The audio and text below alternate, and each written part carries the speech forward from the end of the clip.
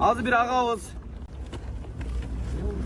Biz de özü жақсы tanıyız. Жөн эле жолугуp, çakırıp, menin jardamım bolsun dep.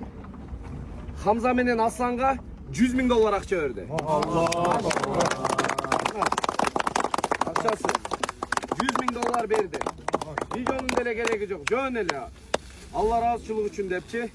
Kuday buyursa dagı bütkön bolsa dagı jardamыбызды көргөзөбүz депчи. Бул $100.000 бул чоң акча да. Чындап. Мындай чында бергенге өтө оор акча. Кээ бирибиз буну бир өмүр кармабай деле өтүп кетип атабыз, туурабы? Чоң рахмат сизге.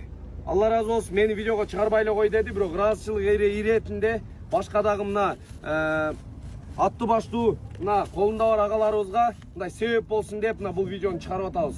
$100.000 акчаны өздөрүнө мына Руслан менен Самарбектин көзүнчө өздөрүнө аманат кылып тапшырып берди жигиттер. Бул өтө чоң сумма. Мындай бул үлгү алышыбыз керек чынындачы. Кеврем агаларыбыз бар, бирок бергенге кыйын болуп калып атат мындай туура, Ошого ар бириңиздерден суранабыз, ушул сборду жаап берип коелу. Ошол жигиттер бир чоң рахмат айтып дуа кылып коебуз, ошол агабыз үчүн.